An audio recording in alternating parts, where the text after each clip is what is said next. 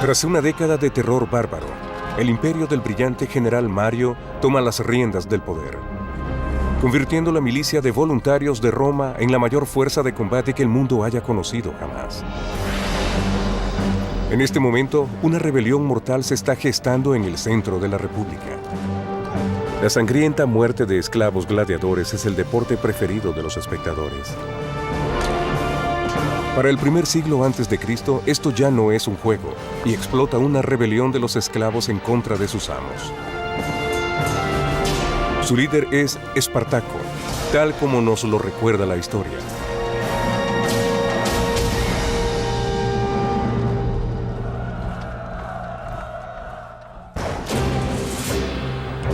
Gracias al poderoso ejército de Roma y a la filosofía de la conquista, la República se ha enriquecido en territorio, tesoros y esclavos. Los esclavos capturados en el campo de batalla o en los pueblos conquistados se convierten en una mercancía. Los esclavos eran personas y los romanos lo sabían. Sin embargo, actuaban como si no lo fueran, como si los esclavos fueran tan solo herramientas, con extremidades, brazos y voces. Entre los siglos III y I a.C., la República Romana se expande desde el centro y el sur de Italia, abarcando casi todo el Mediterráneo. De esta forma, se llenan los mercados de esclavos y los ávidos compradores seleccionan su mercancía. Si el 30% de la población de la península italiana fue esclavizada en el siglo I a.C., eso sería más o menos equivalente al número de esclavos que había en Sudamérica sobre una base per cápita, cuando probablemente el 35% de la población fue esclavizada en la década de 1850.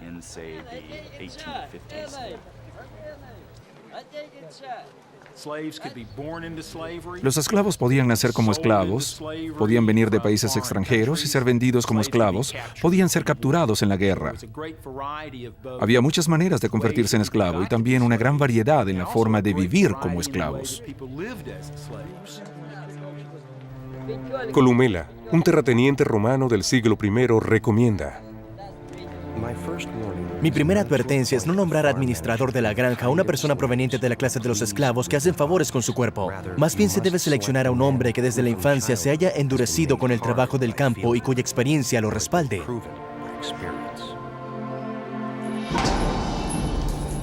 No todos los esclavos están destinados para el trabajo de campo. Los más fuertes están reservados para el deporte, para entrenarse en la arena como gladiadores. Estos gladiadores estaban muy bien preparados. Tenían entrenadores profesionales llamados lenisti que los aguijoneaban de la misma forma que un entrenador de fútbol presiona a sus hombres para que el equipo dé lo mejor de sí.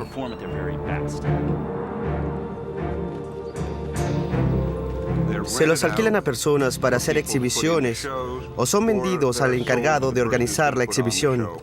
Tienden a ser considerados de esta manera como lo último, lo más bajo, personas cuyos cuerpos se encuentran a disposición de los demás. Los gladiadores podían ser los mejores luchadores profesionales en el entretenimiento más costoso de la época, o podían ser criminales convictos obligados a luchar. Al igual que los campeones de boxeo de hoy en día, se tenían que entrenar intensamente en un deporte muy peligroso, y debido a su alto costo, solo peleaban un par de veces al año. La mayoría de los nombres de los gladiadores será olvidada por la historia, pero la posteridad registrará las hazañas de dos de estos hombres, uno llamado Crixus y el otro Espartaco, un hombre nacido para ser líder. Espartaco era extranjero, no romano, pero había servido en el ejército romano. Y entonces ocurrió algo. No sabemos si desertó, que es lo que algunos dicen, o si fue expulsado. Algunas historias cuentan que se convirtió en un exitoso bandido de carreteras. Pero finalmente fue capturado y obligado por las autoridades a convertirse en gladiador romano. Si fue en contra de su voluntad es algo que no sabemos, pero con seguridad era algo que él odiaba. El biógrafo del siglo II, Plutarco. Espartaco no solo poseía un gran cuerpo y una gran fuerza de espíritu, sino que era más inteligente y más noble que su destino. Independientemente del giro del destino que llevó a Espartaco a la esclavitud, está claro que no lo aceptará de brazos cruzados, y Crixus compartirá su misma suerte.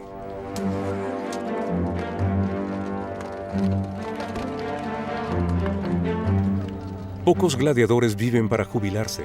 La mayoría tiene una muerte horrible y violenta, ya sea en una pequeña arena local o en un gran coliseo. A veces se le pide a la multitud deleitada con la violencia que está por venir que elija las armas. La gente estaba dispuesta a presenciar el espectáculo de otros seres humanos enfrentados en un combate mortal, como algo tremendamente emocionante para ellos. A finales de la República, los gladiadores se convertían en héroes y son capaces de alcanzar cierto estatus, algún grado de popularidad con las masas debido a sus habilidades como combatientes.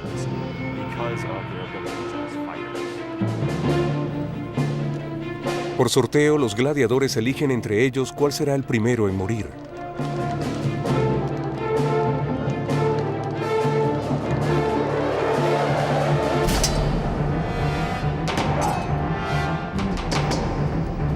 Para añadir sabor a la lucha, los gladiadores por lo general son puestos en condiciones desiguales en términos de armas y estilos de lucha.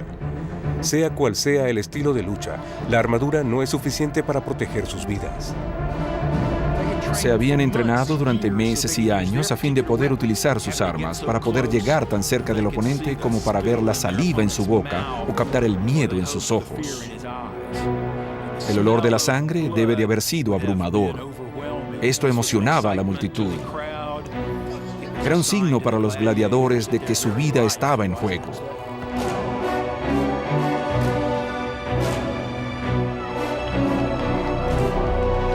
Es como una terrible danza de la muerte para el disfrute de la multitud.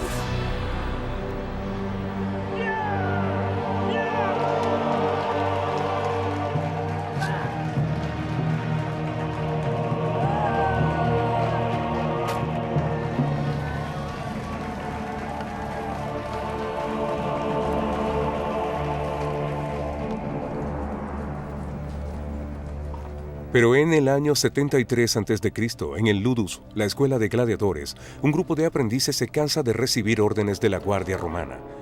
Deciden que si la muerte los espera, no va a encontrarlos en la arena. Maltratados y furiosos, conspiran arriesgando sus vidas y su formación para cambiar su destino.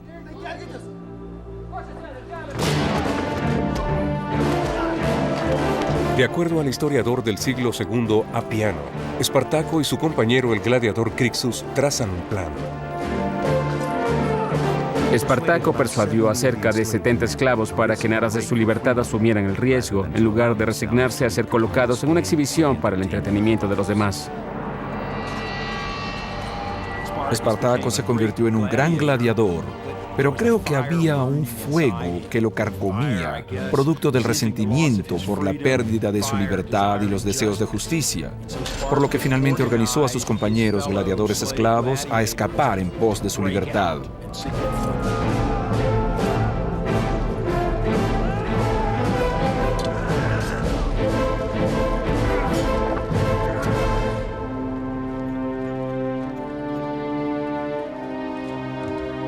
La milicia local no estaba acostumbrada a combatir y se siente cautelosa frente a los rebeldes a los que está persiguiendo.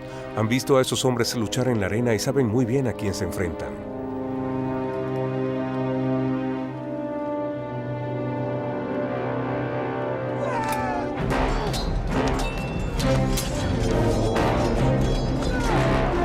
Plutarco, biógrafo del siglo II. Los gladiadores repelieron a los que venían de la ciudad de Capua y se apoderaron de muchas armas adecuadas para la guerra. Con satisfacción realizaron el intercambio y desecharon sus armas de gladiadores, a las que consideraban deshonrosas y bárbaras. Como su líder, Espartaco lleva a sus hombres de la esclavitud a la guerra, dejando cadáveres romanos a su paso. Habiendo derrotado a las milicias locales, Espartaco conduce a su ejército de esclavos de la ciudad de Capua al monte Vesubio, en donde buscan refugio acampando en la cima de un empinado risco. Espartaco, junto con su cómplice Crixus, han escapado del alcance de las autoridades romanas. Ahora deben preparar a sus hombres para las inevitables batallas que vendrán. Espartaco tenía el brillo personal y la fuerza necesaria para que la gente quisiera seguirlo. incluso en la peligrosa fuga de esta escuela cárcel de gladiadores. El monte Vesubio era un volcán activo. Era un lugar peligroso para ocultarse, pero Espartaco sabía que él y sus gladiadores en fuga podrían encontrar una posición en el monte Vesubio para organizarse y planificar. Pero un mensajero viene a advertir a Espartaco que los romanos están instalando un campamento abajo para bloquearlos. El Senado envió al comandante Claudio Glaber para acorralar a los conspiradores y poner fin a la rebelión. Logró empujar a Espartaco y a su naciente grupo de rebeldes a adentrarse en la montaña, hasta un espacio que parecía cerrado, por lo que Claudio Glaber asumió que no iba a tener ningún problema en aniquilarlos en el monte Vesubio. Plutarco nos narra el plan. Claudio ordenó a sus soldados que resguardaran la carretera estrecha y de difícil acceso que llevaba hasta la montaña. El resto de la montaña estaba formada por empinados precipicios y era imposible recorrerla. La única vía de escape para Espartaco y los esclavos prófugos está bloqueada.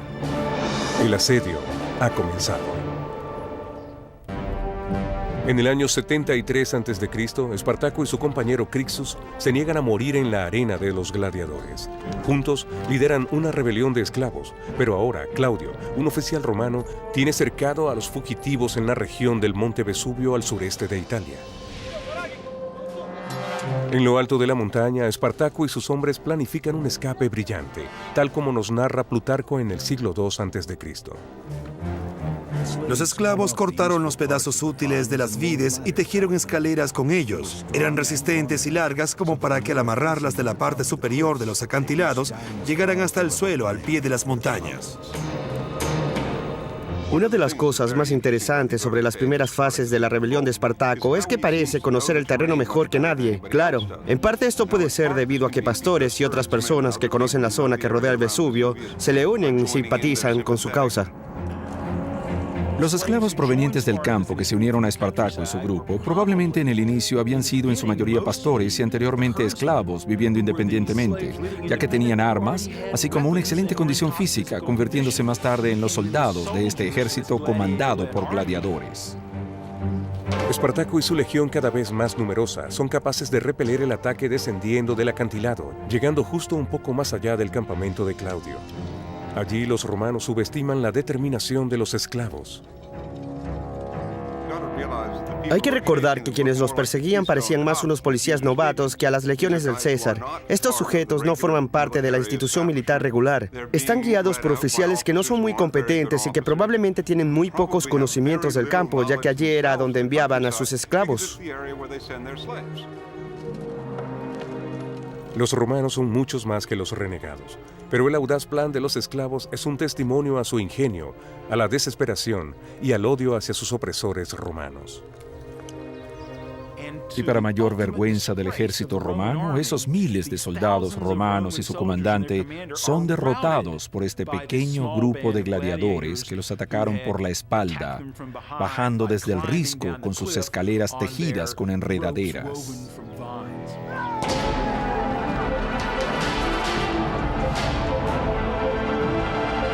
Con este éxito, el movimiento crece, según relata el historiador Apiano.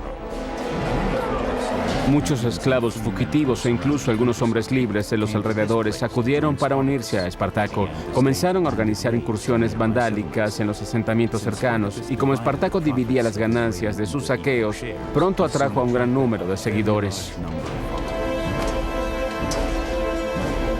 El único grupo que Espartaco no aceptó en su banda de rebeldes fue a los desertores del ejército romano.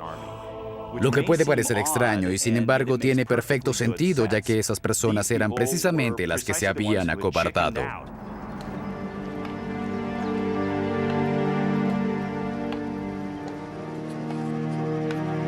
El autor del siglo II, Floro. La incorporación diaria de nuevos reclutas conformó un ejército regular. Construyeron vastos escudos con ramas cubiertas con pieles de animales y espadas y lanzas fundiendo y refundiendo sus cadenas de esclavos de las barracas. Lo que no pueden fabricar, Espartaco y sus hombres lo recuperan de los cadáveres. Algo asombroso acerca de la rebelión de Espartaco es que los esclavos que son entrenados como gladiadores muy rápidamente se reorganizan como soldados, lo cual no significa que luchan de la misma forma que el ejército romano. El propio Espartaco, dicen algunas fuentes, había sido un soldado. A lo largo del año 73 a.C., los rebeldes continúan hacia el sur, aumentando en número y dejando a los soldados romanos en la derrota.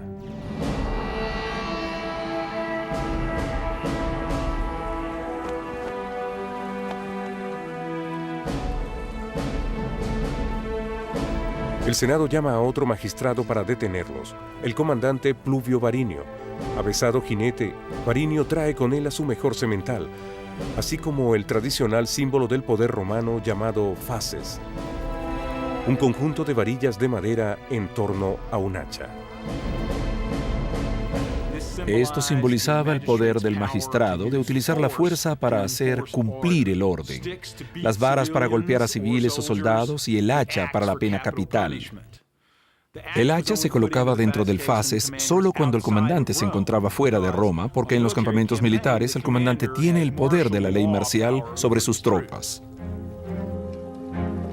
Sin embargo, los símbolos parecen ser de poca utilidad para Varinio contra un ejército de esclavos.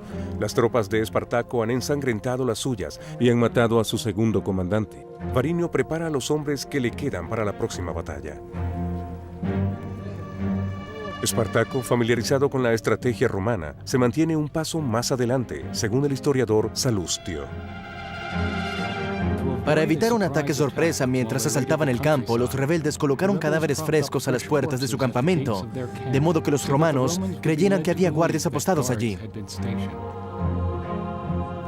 Con los señuelos en su lugar, los rebeldes son libres de atacar a los romanos a su antojo, tomándolos completamente por sorpresa.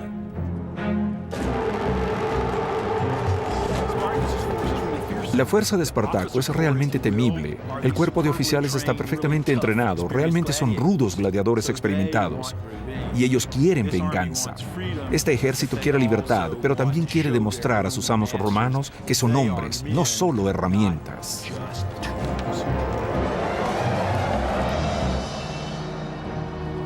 A través de su ingenio, Espartaco se anota otra victoria sobre el arrogante Varinio y toma prisioneros del ejército romano. El historiador Apiano del siglo II registra esta humillación a Roma. Los romanos aún no consideran que esta sea una guerra real, sino más bien como incursiones y vandalismo de bandidos. Sin embargo, esos bandidos lograron derrotar a los romanos. E incluso Espartaco capturó al caballo de Varinio, quitándoselo de entre las piernas. Así de cerca estuvo este comandante romano de ser tomado prisionero. La dulce victoria llega a su apogeo cuando Espartaco se roba el faces, el mayor símbolo del poder romano. Cuando Espartaco sorprende a Varinio en el campo de batalla y logra capturar no solo el caballo en donde estaba montado, sino también su faces, asesta un tremendo golpe a la credibilidad de Varinio, así como también al poder del Estado romano, simbolizado en las faces. Espartaco se convierte en una figura de fama y temor, teniendo bajo su mando a 70.000 rebeldes, pero crece la tensión entre el popular esclavo, general del ejército, y su amigo Crixus.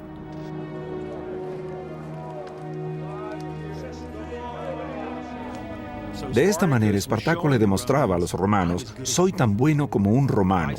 Yo, Espartaco, luché en el ejército romano, tuve la misma comprensión de lo que es la libertad, tuve el mismo entendimiento del valor de la vida y la muerte de cada hombre, esclavo o libre.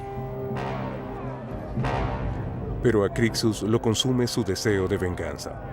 Trata a los soldados romanos capturados sin ninguna misericordia, tal como lo describe Orocio, historiador del siglo V. Organizaron juegos de gladiadores con los prisioneros que habían capturado. Aquellos que antes habían sido el espectáculo, ahora eran los espectadores. Con el éxito obtenido, los esclavos se hicieron cada vez más violentos. Crixus los espoleaba mientras Espartaco pedía orden. Su unidad comenzaba a tambalearse.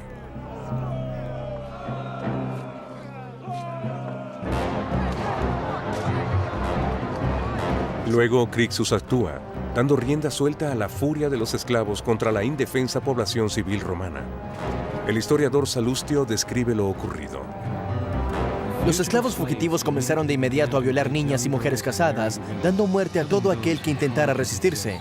Espartaco mismo fue incapaz de evitarlo, a pesar de que en repetidas ocasiones les rogó que se detuvieran.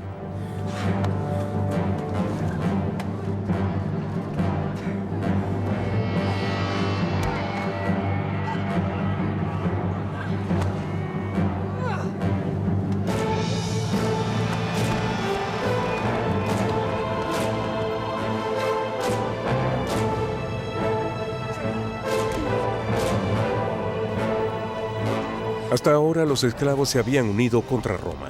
Ahora empiezan a volverse unos contra otros. Este es el momento que los esclavos han estado esperando. Sur de Italia, año 72 a.C. El esclavo Espartaco y su ejército de rebeldes han logrado derrotar y humillar a las tropas romanas que fueron enviadas para detenerlos. Pero ahora que su compañero Crixus ejerce su propia autoridad, el conflicto viene desde adentro.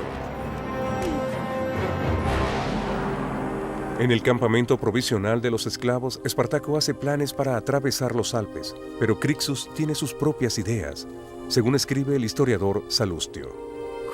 Crixus y su gente querían marchar directamente contra el enemigo, a fin de obligarlos a un enfrentamiento armado. Espartaco, por su parte, aconsejaba un rumbo diferente.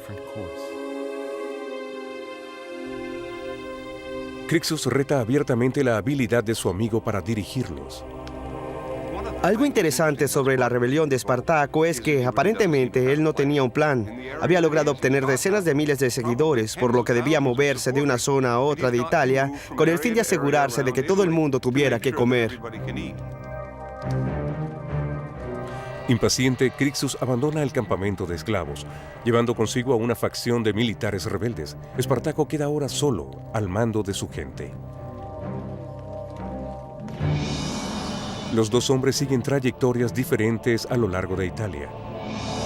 Con el ejército esclavo ahora dividido, Roma se prepara para asestar un duro golpe. Los cónsules Lucio Gelio Publicola y Gneo Cornelio Lentulo se reúnen para planificar su estrategia. Los romanos, al mismo tiempo que tenían a los esclavos como subhumanos, también reconocían que estos esclavos habían sido tremendamente exitosos en las batallas que habían librado contra Roma. Por eso, su peor pesadilla era que estos esclavos fueran a derrotarlos a ellos una y otra vez en el campo de batalla. Esta desordenada rebelión ahora se parece más a una guerra real, por lo que exige un plan serio para la batalla.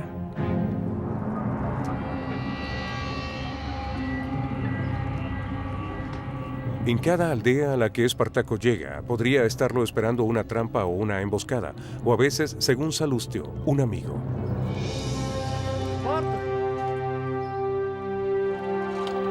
Muchos de los esclavos en las ciudades eran sus aliados naturales y les ofrecían cosas que sus amos habían escondido o incluso arrastraban a sus propios amos fuera de sus escondites.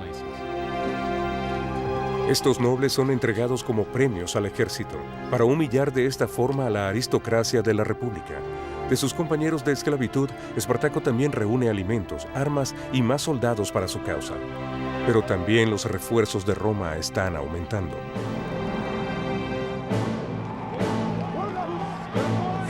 En el monte Gargano, en la costa este de Italia, Crixus y sus hombres son perseguidos por las tropas del comandante romano Gelio. El escritor Plutarco registra este hecho. Gelio atacó por sorpresa a las fuerzas de Crixus, que debido a su arrogancia se había separado de Espartaco.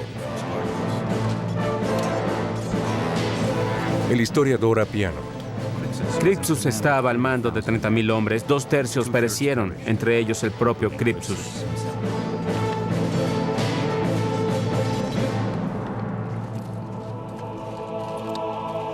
El ejército romano obtiene su primera gran victoria contra los rebeldes, pero el principal cabecilla y cerebro de la rebelión aún está libre. Los romanos no permanecen mucho tiempo en el campo de muerte y se dirigen a acabar con Espartaco. Organizando un ataque en forma de tenaza, los comandantes romanos Gelio y Lentulo acampan a ambos lados del paso de la montaña a la espera de sus presas. Pero su sencilla estrategia no les prepara para un ejército de esclavos desesperados. Algo importante de la rebelión de Espartaco es que estalló en un momento en que los mejores ejércitos romanos no se encontraban en Italia. Estaban en España o en Turquía. Las tropas que fueron enviadas en contra de Espartaco habían sido conformadas recientemente.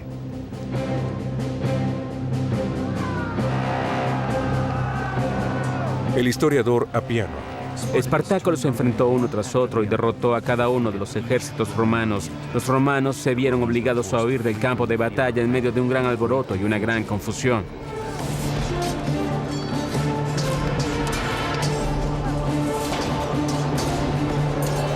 Los oficiales romanos enfrentaban un extraordinario desafío militar y las tropas romanas, al no haber sido entrenadas profesionalmente, simplemente no estaban a la altura del reto que se les presentaba. De nuevo, Espartaco ha cobrado una victoria más sobre el ejército romano. Pero esta vez la victoria no es suficiente. Espartaco exige venganza de sangre por la muerte de Crixus y sacrifica a 300 prisioneros romanos. Así, Espartaco comienza a convertirse en una figura en contra del status quo, celebrando su triunfo sobre los magistrados romanos, ejecutando a los prisioneros romanos, destruyendo la propiedad de los ricos en el campo, ofreciendo una verdadera alternativa al régimen actual. De allí es de donde Espartaco obtiene su fuerza. Con esta victoria, el ejército de Espartaco tiene la oportunidad de escapar de Italia y ser libre. En cambio, los hombres optan por permanecer en el imperio al que tanto desprecian. No es del todo claro por qué las fuerzas de Espartaco se regresan desde el norte de Italia. Habían tenido éxito al punto de sentirse embriagados de victoria. Querían seguir y, lejos de querer irse, regresar a sus casas, retomar el tipo de vida que tenían antes de su cautiverio, querían seguir luchando. Se dirigen camino al sur, a la ciudad de Turios, en donde levantaron una base de operaciones. En el tercer año de la rebelión de esclavos, Roma se siente desamparada. El Senado llama a Marco Licinio Craso, un rico noble que ama la gloria casi tanto como ama el dinero.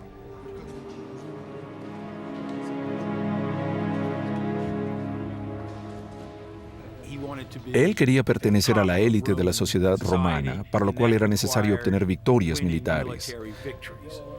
Estaba ansioso de tener la oportunidad de derrotar a Espartaco, lo cual pensó que le sería fácil, porque después de todo, los esclavos no podían ser realmente tan peligrosos. Pero Craso, aprendiendo del fracaso de los demás, no subestima a su enemigo. Como estricto comandante que era, se toma en serio su misión, por su gloria y para el bien de Roma. El creciente ejército de esclavos rebeldes de Espartaco se ha convertido en una armada muy bien organizada y al parecer insuperable. Ahora Marco Licinio Craso dedica toda su energía y la de su imponente ejército a destruirlos. Sin embargo, Craso se encuentra con que las fuerzas romanas son indisciplinadas, cobardes y prestas a retirarse del campo de batalla. Craso no está dispuesto a soportar esto. Después de sufrir una humillante derrota contra los rebeldes, toma medidas drásticas. Va a enseñarles a sus tropas el sentido de la obediencia, diezmando a los prisioneros.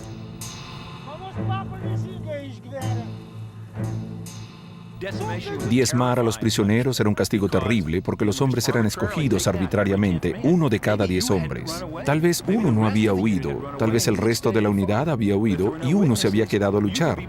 Pero si no había testigos, podía ser seleccionado como el 10º hombre. Los prisioneros se paraban en fila absolutamente aterrorizados, pensando que tal vez iban a ser la persona escogida. Luego esa muerte va a ser espantosa porque los amigos van a tener que golpearle hasta morir con palos y porras. No va a ser de una forma rápida y fácil ni será una muerte honorable. No le van a dar una puñalada ni le van a permitir suicidarse. Con este castigo, Craso hace que sus tropas le teman más que a su enemigo Espartaco. La idea era avergonzar tanto a los hombres que estaban propinando los golpes como al hombre que estaba siendo asesinado, aun a pesar de que éste no hubiera sido un cobarde. En nombre de la disciplina, 4.000 hombres encuentran así una muerte agonizante. Pero la brutalidad ejerce su efecto. Craso se anota una victoria en el siguiente enfrentamiento contra el ejército rebelde.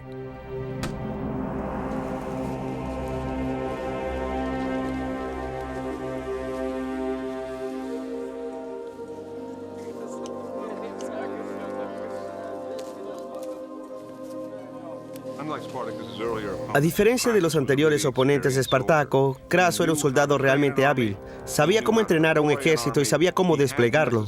Tenía la experiencia necesaria y ahora, por primera vez, Espartaco se enfrentaba a un general romano real, no a un político al mando de un grupo de hombres inexpertos.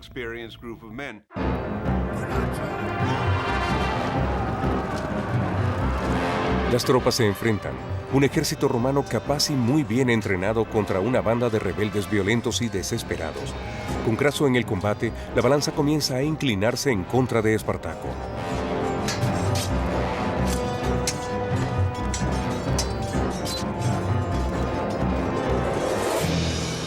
Perseguidos por el ejército de Craso, los esclavos huyen hacia el sur.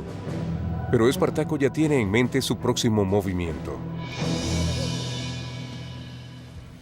Los piratas controlan las aguas que rodean a Italia.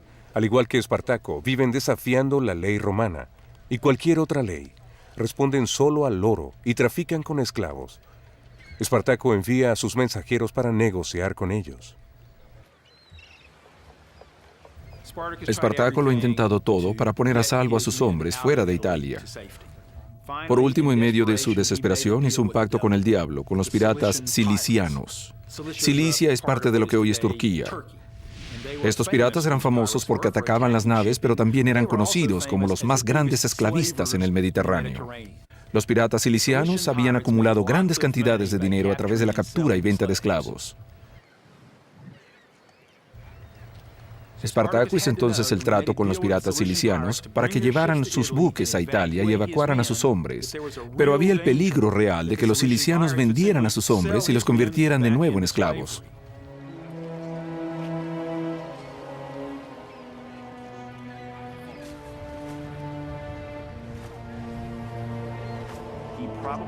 Probablemente lo que él tenía en mente era cruzar hasta Sicilia y ocupar la isla, tomándola como un nuevo territorio, un nuevo estado, en el que estos rebeldes serían capaces de hacer frente a Roma en sus propios términos. Los esclavos y los piratas llegan a un arreglo. Los cilicianos convienen en transportar a 2.000 esclavos a Mesina, en Sicilia. Espartaco espera así extender su rebelión y al mismo tiempo eludir las tropas de Craso. No tienen tiempo que perder. Las legiones de Craso se acercan, preparadas para capturar y masacrar a los esclavos como bestias salvajes.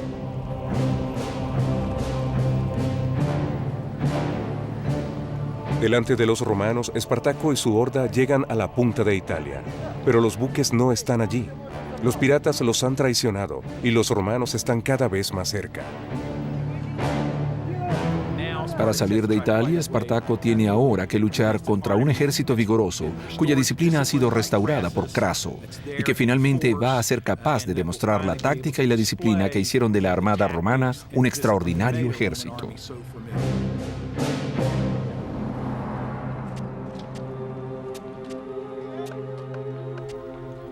Craso actúa inteligentemente, conoce la fuerza de las tropas de Espartaco.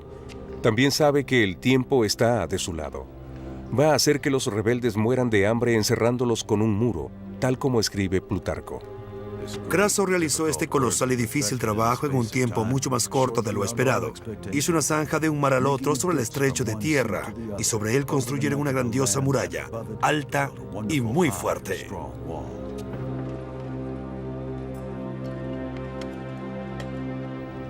Craso es un moderno general romano que, entre otras cosas, sabía utilizar las fortificaciones, y eso es lo que vemos que hace con Espartaco. El proyecto de 56 kilómetros de largo y 4,5 metros de alto es inmenso. El biógrafo del siglo II, Plutarco. Cuando las provisiones comenzaron a agotarse y Espartaco quiso salir fuera de la península, se dio cuenta del obstáculo que representaba la muralla. Espartaco es forzado a ir tierra adentro. Todavía el muro impide todo intento de cruzar al norte. Después de 3 años de violentos alborotos, las fuerzas rebeldes se encuentran enjauladas.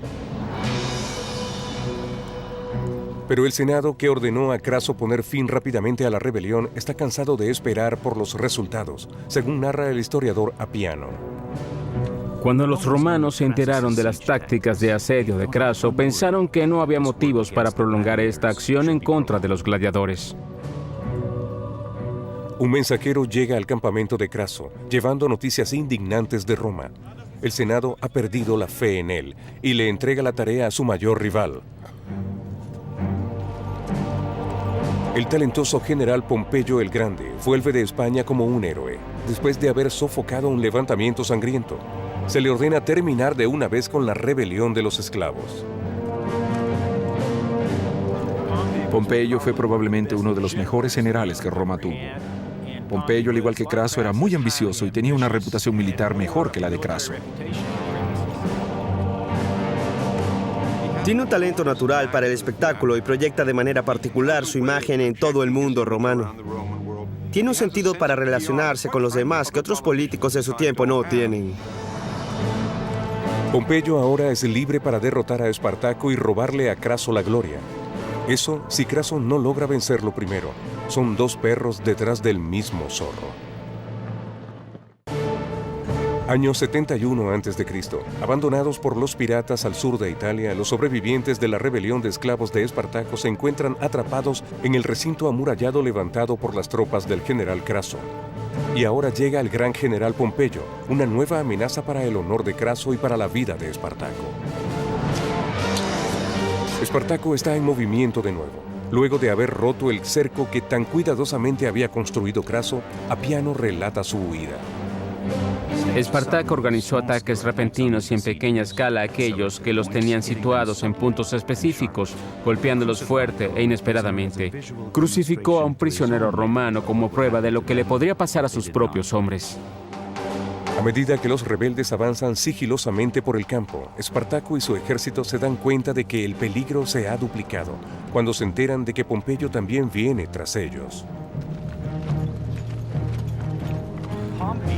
Pompeyo había desarrollado una reputación como hombre capaz de ponerle cierre a las cosas. Él se aparece al final de un recorrido largo, agotador y difícil, y se alza con la gloria de haberle dado el fin. A medida que Pompeyo se acerca, Craso se vuelve cada vez más frenético en su afán de aplastar la rebelión antes de que él llegue. Espartaco, rodeado ante un próximo ataque, envía un mensajero a Craso y le ofrece una tregua. Espartaco sigue confiado, a la espera de la respuesta de Craso. Está seguro de que los romanos están dispuestos a escuchar, sin embargo, los rebeldes mantienen sus espadas afiladas. Espartaco intenta negociar con los líderes romanos porque él se ve a sí mismo como un hombre libre. Así había comenzado su vida y por ello Espartaco dirigió sus tropas como a un ejército romano, como si su honor fuera el mismo que el de sus adversarios romanos. Pero cuando su mensajero regresa, queda claro que los romanos no ven a Espartaco de esa manera. Es un esclavo y un enemigo.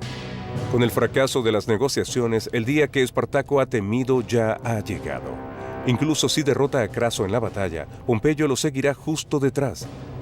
Espartaco no puede retirarse, no puede rendirse. El biógrafo del siglo II, Plutarco. Espartaco reconoció que esta vez estaba amenazado y organizó a su ejército en formación de batalla. Cuando le trajeron su caballo, Espartaco desenvainó su espada y mató al animal. Afirmó que de ganar la batalla no necesitaría un caballo, ya que habría miles de caballos a su disposición. En caso de perder la batalla, tampoco iba a necesitar un caballo. Es decir, se había desmontado, se había sumado a los soldados de su tropa que marchaban a pie y había llegado allí para luchar hasta el final. Craso y su ejército se encuentran con Espartaco en Brindisi, en el talón de Italia.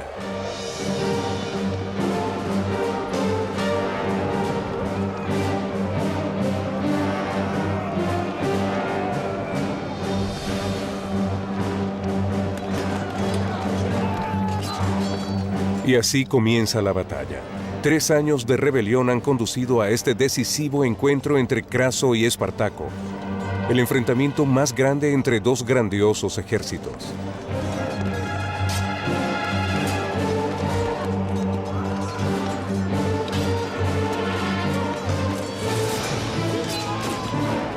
Una fuente informa que fue herido en la pierna y que estaba tan incapacitado que tuvo que ponerse de rodillas, pero se negó a dejar de luchar.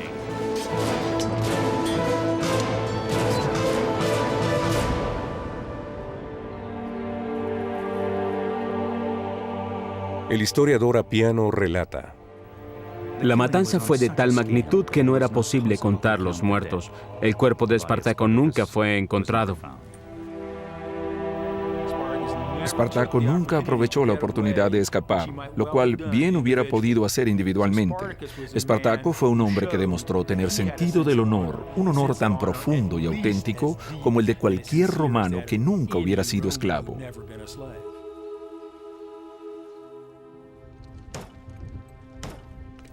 Craso persigue a los sobrevivientes, matando a todos los que encuentra, con excepción de 6.000 hombres, a quienes captura y crucifica a lo largo de la carretera principal a Roma. Fueron crucificados y puestos uno por uno a una distancia aproximada de 10 metros unos de otros, a lo largo de un trecho de 200 kilómetros. Es posible imaginar el hedor y la desagradable vista para cualquiera que hubiera tenido que viajar por esa carretera. Para un romano, este hedor habría sido el olor de los esclavos muertos. Era satisfactorio ver a estas personas a pesar de su repugnante estado. Para un esclavo, esto era un mensaje, esto era lo que les esperaba si se rebelaban contra el poder de Roma.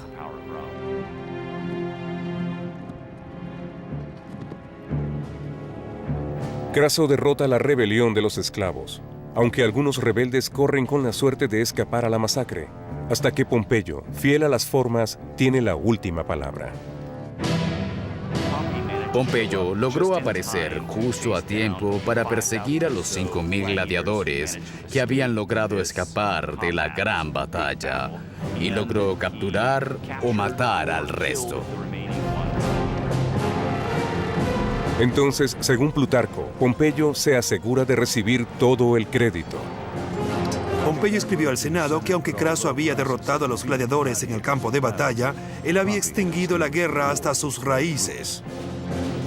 La carrera de Pompeyo es muy interesante.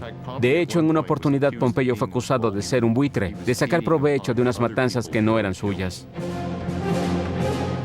Los romanos quieren pasar la página de esta desagradable rebelión de esclavos rápidamente. Cuando finaliza, Pompeyo se adjudica un triunfo, el más alto honor romano por su trabajo en la lucha contra los enemigos en España. Craso solo recibe un elogio menor por sus esfuerzos contra unos esclavos comunes que aterrorizaron a Italia.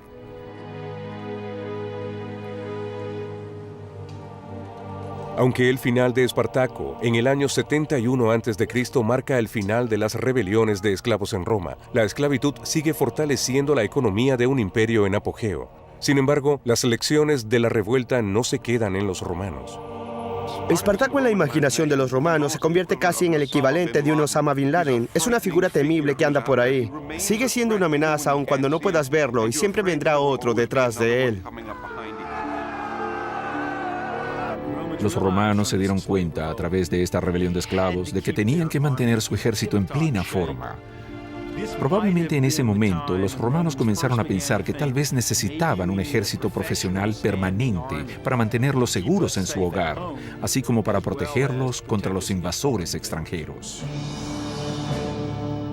Pero incluso un poderoso imperio no puede defenderse a sí mismo para siempre. Mucho tiempo después de su desaparición, la historia de un solo hombre que se enfrentó a ese imperio aún perdura. La leyenda de Espartaco sobrevive hasta nuestros días. Ha sido un héroe para las personas sometidas, para la gente oprimida e incluso de la edad moderna. Pero mientras el imperio prevalece, pertenece a los poderosos.